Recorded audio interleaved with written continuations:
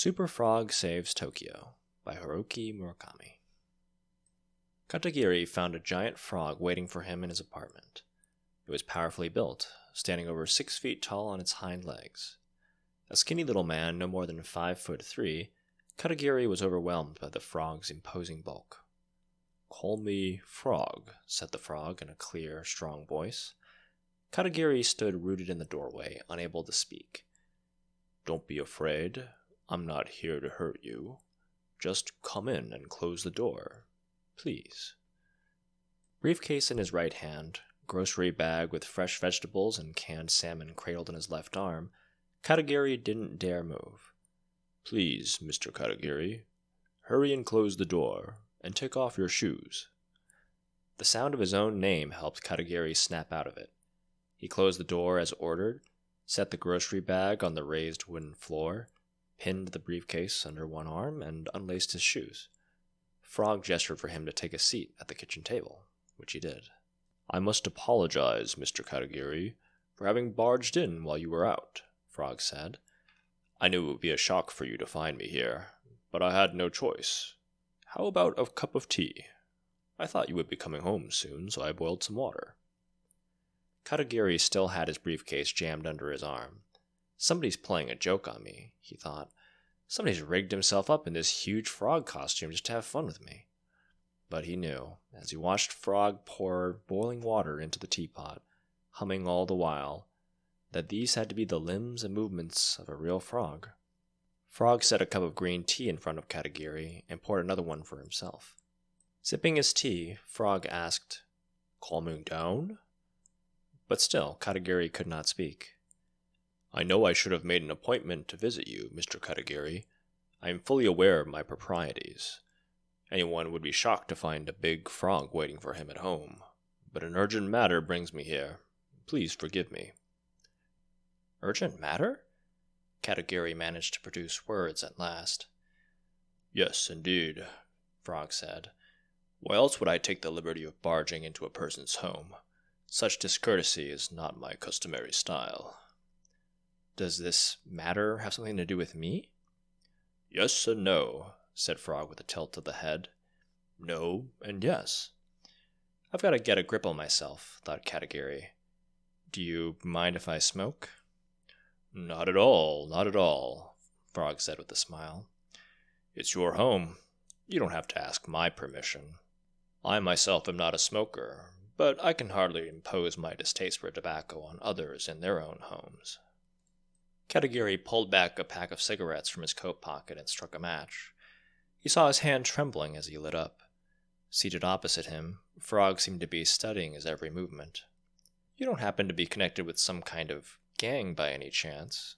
Katagiri found the courage to ask. "Ha ha ha ha ha. What a wonderful sense of humor you have, Mr. Katagiri," he said, slapping his webbed hand against his thigh. "There must be a shortage of skilled labor, but what gang is going to hire a frog to do their dirty work? They'd be made a laughingstock." "Well, if you're here to negotiate a repayment, you're wasting your time.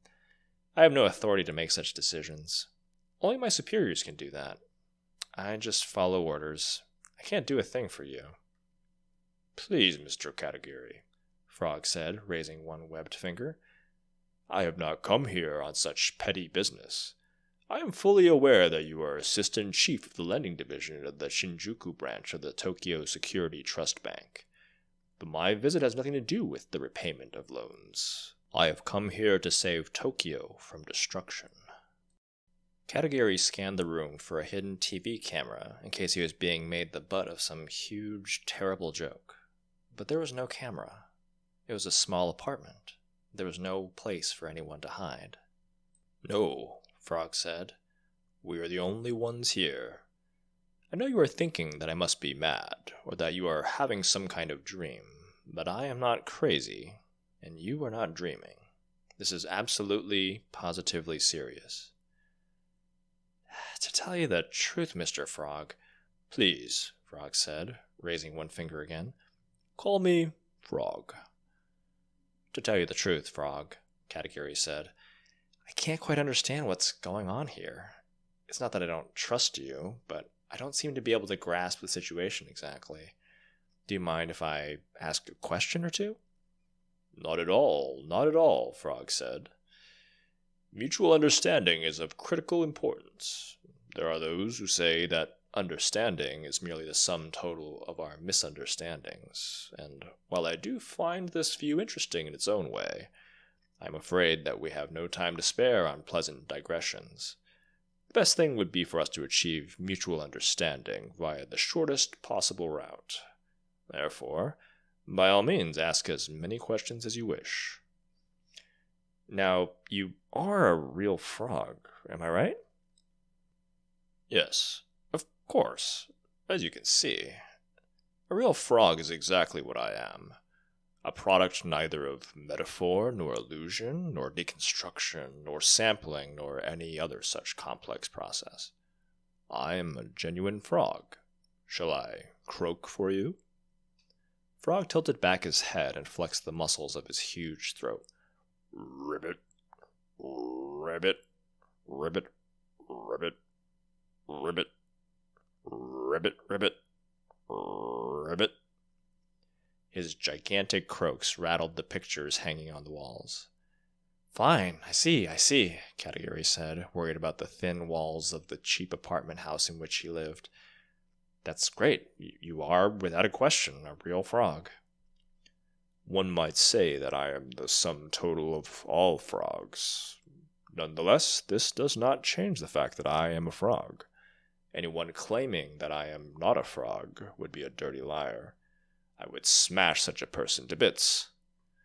Katagiri nodded, hoping to calm himself. He picked up his cup and swallowed a mouthful of tea. You said before that you have come here to save Tokyo from destruction.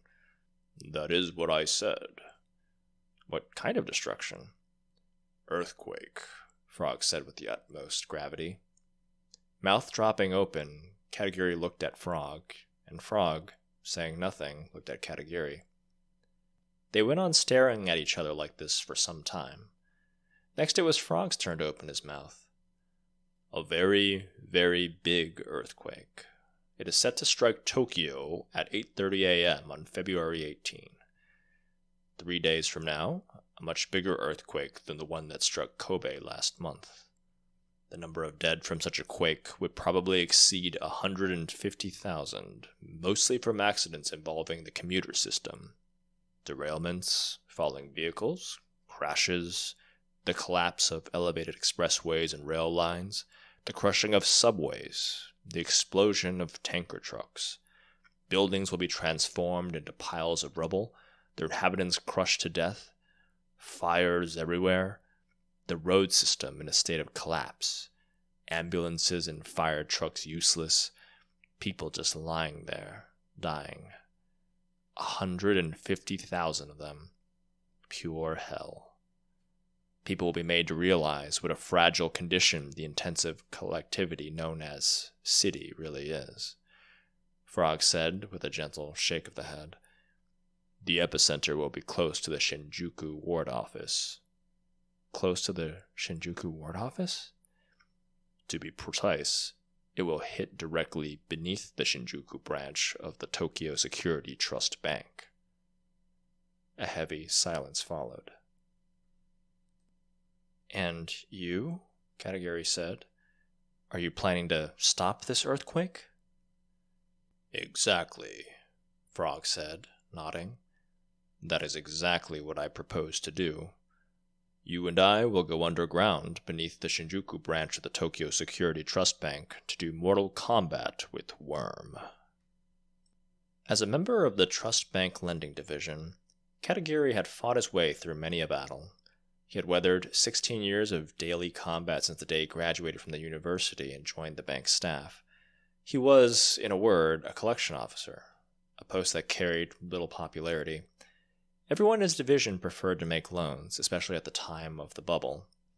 They had so much money in those days that almost any likely piece of collateral, be it land or stock, was enough to convince loan officers to give away whatever they asked for. The bigger the loan, the better their reputations in the company. Some loans, though, never made it back to the bank. They got stuck to the bottom of the pan. It was Katagiri's job to take care of those, and when the bubble burst, the work piled on.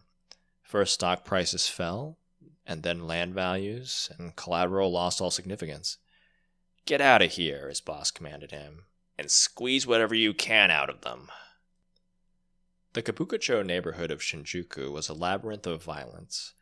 Old-time gangsters, Korean mobsters, Chinese mafia, guns and drugs, money flowing beneath the surface from one murky den to another, people vanishing every now and then like a puff of smoke.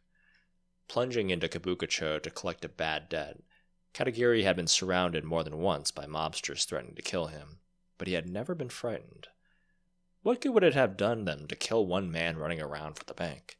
They could stab him if they wanted to. They could beat him up. He was perfect for the job.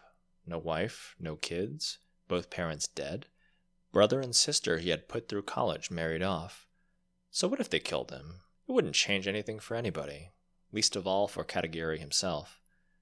It was not Katagiri, but the thugs surrounding him who got nervous when they saw him so calm and cool. He soon earned a kind of reputation in their world as a tough guy. Now, though, the tough Katagiri was at a total loss. What the hell was this frog talking about? Worm? "Who is Worm?" he asked with some hesitation. "Worm lives underground. He is a gigantic worm. When he gets angry, he causes earthquakes," Frog said. "And right now, he is very, very angry." "What is he angry about?" Katagiri asked. "I have no idea," Frog said. "Nobody knows what Worm is thinking inside that murky head of his. Few have ever seen him. He is usually asleep. That's what he really likes to do, take long, long naps. He goes on sleeping for years, decades, in the warmth and darkness underground. His eyes, as you might imagine, have atrophied. His brain has turned to jelly as he sleeps. If you ask me, I'd guess he probably isn't thinking anything at all, just lying there and feeling every little rumble and reverberation that comes his way, absorbing them into his body and storing them up. And then, through some kind of chemical process, he replaces most of them with rage. Why this happens, I have no idea. I could never explain it." Frog felt silent, watching Katagiri and waiting until his words had sunk in. Then he went on.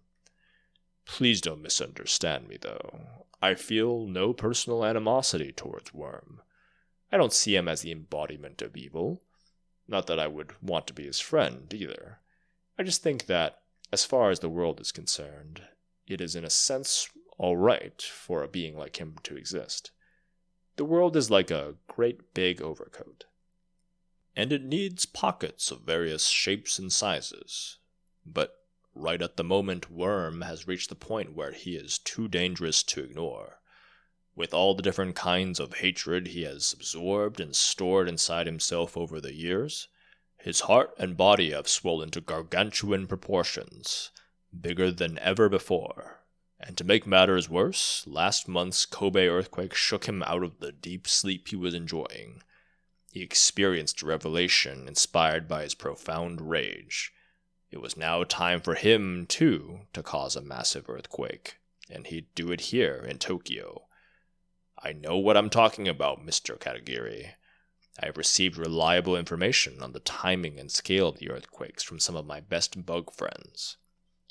Frog snapped his mouth shut and closed his round eyes in apparent fatigue. "So what you're saying is," Katagiri said, "that you and I have to go underground together and fight Worm to stop the earthquake." "Exactly." Katagiri reached for his cup of tea, picking it up and put it back. I still don't get it," he said. "Why did you choose me to go with you?" Frog looked straight into Katagiri's eyes and said, "I have always had the profoundest respect for you, Mr. Katagiri. For 16 long years, you have silently accepted the most dangerous, least glamorous assignments, the jobs that others have avoided, and you have carried them off beautifully. I know full well how difficult this has been for you, and I believe that neither your superiors nor your colleagues properly appreciate your accomplishments. They are blind, the whole lot of them. But you, unappreciated and unpromoted, have never once complained. Nor is it simply a matter of your work. After your parents died, you raised your teenage brother and sister single-handedly, put them through college, and even arranged for them to marry, all at great sacrifice of your time and income, and at the expense of your own marriage prospects. In spite of this, your brother and sister have never once expressed gratitude for your efforts on their behalf. Far from it. They have shown you no respect, and acted with the most callous disregard for your loving kindness. In my opinion, their behavior is unconscionable. I almost wish I could beat them to a pulp on your behalf. But you, meanwhile, show no trace of anger. To be quite honest, Mr. Katagiri, you are nothing much to look at, and you are far from eloquent, so you tend to be looked down upon by those around you. I, however, can see what a sensible and courageous man you are. In all of Tokyo, with its teeming millions, there is no one else I could trust as much as you to fight by my side. Tell me, Mr. Frog, Katagiri said. Please, Frog said, raising one finger again. Call me Frog. Tell me, Frog, Katagiri said. How do you know so much about me? Well, Mr. Katagiri, I have not been frogging all these years for nothing. I keep my eye on the important things in life. But still, Frog, Katagiri said, I'm not particularly strong, and I don't know anything about what's happening underground. I don't have the kind of muscle it will take to fight Worm in the darkness. I'm sure you can find somebody a lot stronger than me, a man who does karate, say, or a self-defense force commando. Frog rolled his large eyes. To tell you the truth, Mr. Katagiri, he said, I'm the one who will do all the fighting, but I can't do it alone. This is the key thing. I need your courage and your passion for justice. I need you to stand behind me and say, Way to go, Frog. You're doing great. I know you can win. You're fighting the good fight. Frog opened his arms wide, then slapped his webbed hands down on his knees again. In all honesty, Mr. Katagiri, the thought of fighting Worm in the dark frightens me too. For many years I lived as a pacifist, loving art, living with nature. Fighting is not something I like to do. I do it because I have to. And this particular fight will be a fierce one, that is certain. I may not return from it alive. I may lose a limb or two in the process. But I will not run away. As Nietzsche said, the highest wisdom is to have no fear. What I want from you, Mr. Katagiri, is to share your simple courage with me, to support me with your whole heart as a true friend. Do you understand what I am trying to tell you? None of this made any sense to Katagiri, but he still felt that, unreal as it sounded, he could believe whatever Frog said to him. Something about Frog, the look on his face, the way he spoke, had a simple honesty to it that appealed directly to the heart. After years of work in the toughest division of the Security Trust Bank, Katagiri possessed the ability to sense such things. It was all but second nature to him. I know this must be difficult for you, Mr. Katagiri.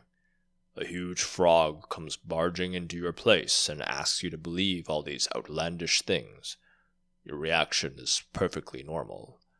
And so I intend to provide you with proof that I exist. Tell me, Mr. Katagiri, you have been having a great deal of trouble recovering a loan the bank made to Big Bear Trading, have you not? That's true, Katagiri said. Well, they have a number of extortionists working behind the scenes, and those individuals are mixed up with the mobsters. They're scheming to make the company go bankrupt and get out of its debts. Your bank's loan officer shoved a pile of cash at them without a decent background check, and, as usual, the one who's left to clean up after him is you, Mr. Katagiri. But you're having a hard time sinking your teeth into these fellows. They're no pushovers. And there may be a powerful politician backing them up. They're into you for 700 million yen. That is the situation you're dealing with, am I right? You certainly are. Frog stretched his arms wide, his big green webs opening like pale wings. Don't worry, Mr. Katagiri. Leave everything to me. By tomorrow morning, old Frog will have your problems resolved. Relax and have a good night's sleep. With a big smile on his face, Frog stood up. Then, flattening himself like a dried squid, he slipped out through the gap at the side of the closed door, leaving Katagiri all alone. The 2 teacups on the table were the only indication that Frog had ever been to Katagiri's apartment. The moment Katagiri arrived at work the next morning at 9, the phone on his desk rang. "Mr. Katagiri," said a man's voice. It was cold and businesslike. "My name is Shiraoka. I am an attorney with the Big Bear case. I received a call from my client this morning with regard to the pending loan matter. He wants to know that he will take full responsibility for returning the entire amount requested by the due date. He will also give you a signed memorandum to that effect. His only request is that you do not send Frog to his home again. I repeat, he wants you to ask Frog never to visit his home again. I myself am not entirely sure what this is supposed to mean, but I believe it should be clear to you, Mr. Katagiri. Am I correct?" "You are indeed," Katagiri said. "You will be kind enough to convey my message to Frog, I trust." "That I will do. Your client will never see Frog again." "Thank you very much. I will prepare the memorandum for you by tomorrow." "I appreciate it," Katagiri said. The connection was cut.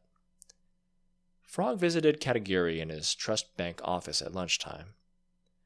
"That Big Bear case is working out well for you, I presume." Katagiri glanced around uneasily. "Don't worry," Frog said.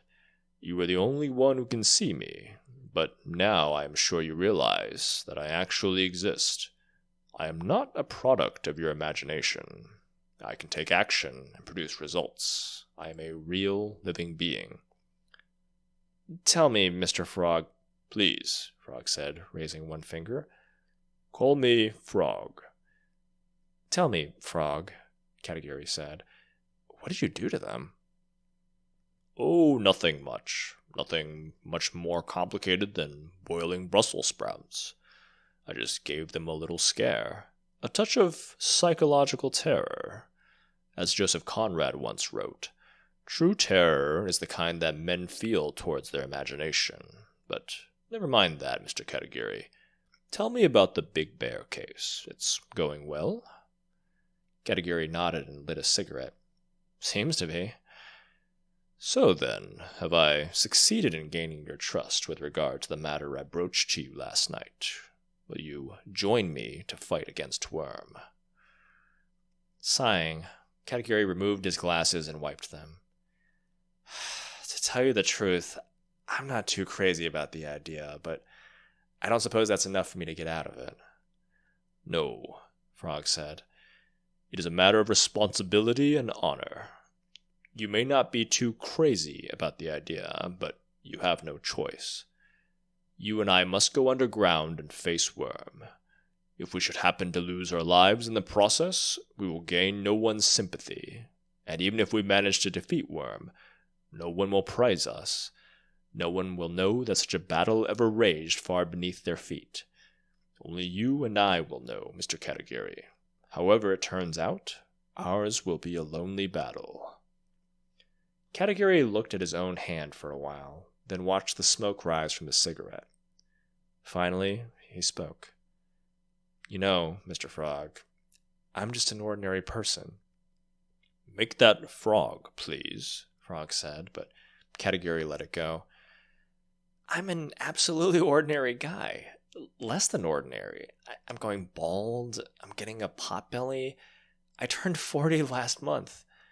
My feet are flat. The doctor told me recently that I have diabetic tendencies. It's been 3 months or more since I last slept with a woman, and I had to pay for it. I do get some recognition within the division for my ability to collect on loans, but no real respect. I don't have a single person who likes me, either at work or in my private life. I don't know how to talk to people, and I'm bad with strangers, so I never make friends. I have no athletic ability, I'm tone deaf, short, phimotic, nearsighted, and astigmatic. I live a horrible life. All I do is eat, sleep, and shit. I don't know why I'm even living. Why should a person like me be the one to save Tokyo? Because, Mr. Katagiri, Tokyo can only be saved by a person like you. And it's for people like you that I am trying to save Tokyo. Katagiri sighed again, more deeply this time. All right, then. What do you want me to do? Frog told Katagiri his plan. They would go underground on the night of February 17th, one day before the earthquake was scheduled to happen. Their way in would be through the basement boiler room of the Shinjuku branch of the Tokyo Security Trust Bank. They would meet there late at night. Katagiri would stay in the building on the pretext of working overtime. Behind this section of the wall was a vertical shaft, and they would find Worm at the bottom by climbing down a 150-foot rope ladder. "Do you have a battle plan in mind?" Katagiri asked. Of course I do. We would have no hope of defeating an enemy like Worm without a battle plan. He is a slimy creature. You can't tell his mouth from his anus, and he's as big as a commuter train. What is your battle plan? After a thoughtful pause, Frog answered, What is it they say? Silence is golden.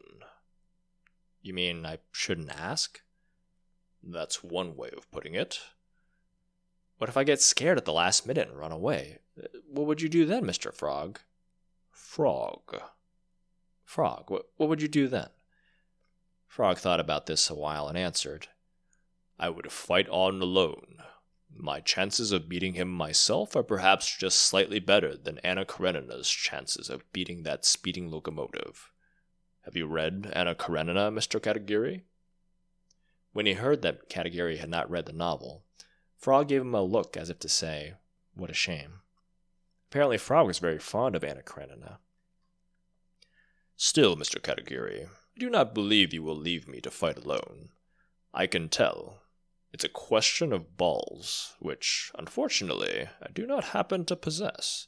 Oh. Frog laughed with his mouth wide open.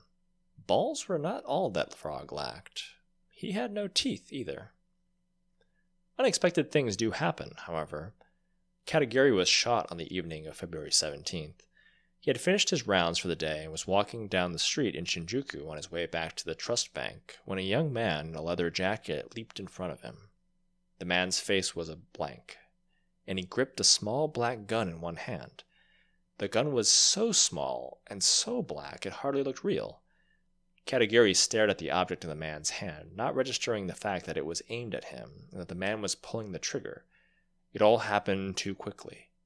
It didn't make any sense to him, but the gun in fact went off.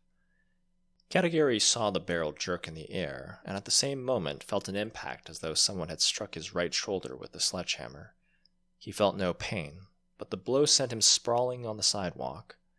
The leather briefcase in his right hand went flying in the other direction. The man aimed the gun at him again. A second shot rang out. A small eatery's sidewalk signboard exploded before his eyes. He heard people screaming. His eyeglasses had flown off, and everything was a blur. He was vaguely aware that the man was approaching with the pistol pointed at him. I'm going to die, he thought. Frog had said that true terror is the kind that men feel towards their imagination. Katagiri cut the switch of his imagination and sank into a weightless silence. When he woke up, he was in a bed. He opened one eye, took a moment to survey his surroundings, and then opened the other eye. The first thing that entered his field of vision was a metal stand by the head of the bed and an intravenous feeding tube that stretched from the stand to where he lay. Next he saw a nurse dressed in white. He realized he was lying on his back on a hard bed, wearing some strange piece of clothing under which he seemed to be naked. Oh yeah, he thought. I was walking along the sidewalk when some guy shot me. Probably in the shoulder. The right one. He relived the scene in his mind. When he remembered the small black gun in the young man's hand, His heart made a disturbing thump. The sons of bitches were trying to kill me, he thought. But it looks as if I made it through okay. Memory's fine. I don't have any pain, and not just pain. I don't feel anything at all. I can't lift my arm. The hospital room had no windows. He could not tell whether it was day or night. He had been shot just before 5 in the evening. How much time had passed since then? Had the hour of his nighttime rendezvous with Frog gone by? Katagiri searched the room for a clock, but without his glasses he could see nothing at a distance. "Excuse me," he said to the nurse. "Oh, good. You're finally awake," the nurse said. "What time is it?" The nurse looked at her watch. 9:15. PM? Don't be silly. It's morning. 9:15 a.m.? Katagiri groaned, barely managing to lift his head from the pillow. The ragged noise that emerged from his throat sounded like someone else's voice. 9:15 a.m. on February 18th? Right, the nurse said, lifting her arm once more to check the date on her digital watch. Today is February 18th, 1995. Wasn't there a big earthquake in Tokyo this morning? In Tokyo? In Tokyo. The nurse shook her head. As far as I know. He breathed a sigh of relief. Whatever had happened, the earthquake at least had been averted. How's my wound doing? Your wound? She asked. What wound? Where I was shot. Shot? Yeah, near the entrance to the Trust Bank. Some young guy shot me in the right shoulder, I think. The nurse flashed a nervous smile in his direction. I'm sorry, Mr. Katagiri, but you haven't been shot. I haven't? Are you sure? As sure as I am that there was no earthquake this morning. Katagiri was stunned. Then what the hell am I doing in a hospital? Somebody found you lying in the street, unconscious, in the Kabukicho neighborhood of Shinjuku. You didn't have any external wounds. You were just out cold, and we still haven't found out why. The doctor's going to be here soon. You'd better talk to him. Lying in the street unconscious? Katagiri was sure he had seen the pistol go off aimed at him. He took a deep breath and tried to get his head straight. He would start by putting all the facts in order. What you're telling me is I've been lying in this hospital bed, unconscious since early evening yesterday? Is that right? Right, the nurse said. And you had a really bad night, Mr. Katagiri. You must have had some awful nightmares. I heard you yelling, Frog! Hey, Frog! You did that a lot. You have a friend nicknamed Frog? Katagiri closed his eyes and listened to the slow, rhythmic beating of his heart as it ticked off the minutes of his life. How much of what he remembered had actually happened, and how much was hallucination? Did Frog really exist? And had Frog fought with Worm to put a stop to the earthquake? Or had that just been part of a long dream? Katagiri had no idea what was true anymore. Frog came to the hospital room that night. Katagiri awoke to find him in the dim light, sitting on a steel folding chair, his back against the wall. Frog's big, bulging green eyelids were closed in a straight slit. Frog! Katagiri called out to him. Frog slowly opened his eyes. His big white stomach swelled and shrank with him breathing. I meant to meet you in the boiler room at night the way I promised, Katagiri said. But I had an accident in the evening, something totally unexpected, and they brought me here. Frog gave his head a slight shake. I know. It's okay. Don't worry. You were a great help to me in my fight, Mr. Katagiri. I was? Yes, you were. You did a great job in your dreams. That's what made it possible for me to fight Worm to the finish. I have you to thank for my victory. I don't get it, Katagiri said. I was unconscious the whole time. They were feeding me intravenously. I don't remember doing anything in my dreams. That's fine, Mr. Katagiri. It's better that you don't remember. The whole terrible fight occurred in the area of imagination. That is the precise location of our battlefield. It is there that we experienced our victories and our defeats. Each and every one of us being of limited duration, all of us eventually going down to defeat. But as Ernest Hemingway saw so clearly, the ultimate value of our lives is decided not by how we win, but by how we lose. You and I, together, Mr. Katagiri, were able to prevent the annihilation of Tokyo. We saved 150,000 people from the jaws of death. No one realizes it, but that is what we accomplished. How did you manage to defeat Worm? And what did I do? We gave everything we had in a fight to the bitter end. Frog snapped his mouth shut and took one giant breath. We used every weapon we could get our hands on, Mr. Katagiri. We used all the courage we could muster. Darkness was our enemy's ally. You brought in a foot-powered generator and used every ounce of your strength to fill the place with light. Worm tried to frighten you with phantoms of the darkness, but you stood your ground. Darkness vied with light in a horrific battle, and in the light I grappled with the monstrous worm. He coiled himself around me and bathed me in his horrid slime. I tore him to shreds, but still he refused to die. All he did was divide into smaller pieces, and then... The frog fell silent, but soon, as if dredging up his last ounce of strength, he began to speak again. Fyodor Dostoevsky, with unparalleled tenderness, depicted those who have been forsaken by God.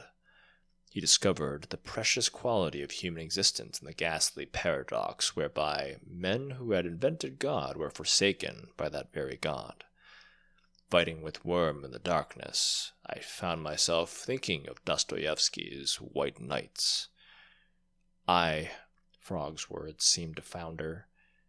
Mr. Katagiri, do you mind if I take a brief nap? I am utterly exhausted. Please, Katagiri said. Take a good, deep sleep. I was finally unable to defeat Worm, Frog said, closing his eyes. I did manage to stop the earthquake, but I was only able to carry our battle to a draw. I inflicted injury on him, and he on me. But to tell you the truth, Mr. Katagiri... What is it, Frog? I am, indeed, pure frog, but at the same time, I am a thing that stands for a world of unfrog. Huh. I don't get that at all. Neither do I, Frog said, his eyes still closed. It's just a feeling I have. What you see with your eyes is not necessarily real. My enemy is, among other things, the me inside me. Inside me is the un-me. My brain is growing muddy. The locomotive is coming, but I really want you to understand what I'm saying, Mr. Katagiri. You're tired, Frog. Go to sleep. You'll get better. I am slowly returning to the mud, Mr. Katagiri. And yet, Frog lost his grasp on words and slipped into a coma. His arms hung down almost to the floor. His big, wide mouth drooped open, straining to focus his eyes. Katagiri was able to make out deep cuts covering Frog's entire body. Discolored streaks ran through his skin, and there was a sunken spot on his head where the flesh had been torn away. Katagiri stared long and hard at Frog, who sat there now wrapped in the thick cloak of sleep. As soon as I get out of this hospital, he thought, I'll buy Anna Karenina and White Nights and read them both. Then I'll have a nice, long literary discussion about them with Frog. Before long, Frog began to twitch all over. Katagiri assumed at first they were just normal involuntary movements in sleep, but he soon realized his mistake. There was something unnatural about the way Frog's body was jerking, like a big doll being shaken by someone from behind. Katagiri held his breath and watched. He wanted to run over to Frog, but his own body remained paralyzed. After a while, a big lump formed over Frog's right eye. The same kind of huge, ugly boil broke out on Frog's shoulder and side, then over his whole body. Katagiri could not imagine what was happening to Frog. He stared at the spectacle, barely breathing. Then, all of a sudden, one of the boils burst with a loud pop. The skin flew off, and a sticky liquid oozed out, sending a horrible smell across the room. The rest of the boils started popping, one after another, 20 or 30 in all, flinging skin and fluid onto the walls. The sickening, unbearable smell filled the hospital room. Big black holes were left on Frog's body, where the boils had burst, and wriggling, maggot-like worms of all shapes and sizes came crawling out. Puffy white maggots. After them emerged some kind of small centipede-like creatures whose hundreds of legs made a creepy rustling sound. An endless stream of these things came crawling out of the holes. Frog's body, or the thing that must once have been Frog's body, was totally covered with these creatures of the night. His two big eyeballs fell from their sockets onto the floor, where they were devoured by black bugs with strong jaws. Crowds of slimy worms raced each other up the walls to the ceiling, where they covered the fluorescent lights and burrowed into the smoke alarm. The floor, too, was covered with worms and bugs. They climbed up the lamp and blocked the light, and, of course, they crept into Katagiri's bed. Hundreds of them came burrowing under the covers. They crawled up his legs, under his bedgown, between his thighs. The smallest worms and maggots crawled inside his anus and ears and nostrils. Centipedes pried his mouth open and crawled inside, one after another. Filled with an intense despair, Katagiri screamed. Someone snapped a switch and light filled the room. "Mr. Katagiri!" called the nurse. Katagiri opened his eyes to the light. His body was soaked in sweat. The bugs were gone. All they had left behind in him was a horrible, slimy sensation. "Another bad dream, eh? Poor dear." With a quick, efficient movement, the nurse readied an injection and stabbed the needle into his arm. He took a long, deep breath and let it out. His heart was expanding and contracting violently. "What were you dreaming about?" Katagiri was having trouble differentiating dream from reality. "What you see with your eyes is not necessarily real," he told himself aloud. "That's so true," said the nurse with a smile, "especially when dreams are concerned." "Frog," he murmured. "Did something happen to Frog?" she asked. "He saved Tokyo from being destroyed by an earthquake, all by himself." "That's nice," the nurse said, replacing the near-empty intravenous feeding bottle with a new one. "We don't need any more awful things happening to Tokyo. We have plenty already." "But it cost him his life. He's gone. I think he went back to the mud. He'll never come back here again." Smiling, the nurse toweled the sweat from his forehead. "You were very fond of Frog, weren't you, Mr. Katagiri?" "Locomotive," Katagiri mumbled. "More than anybody." Then he closed his eyes and sank into a restful, dreamless sleep.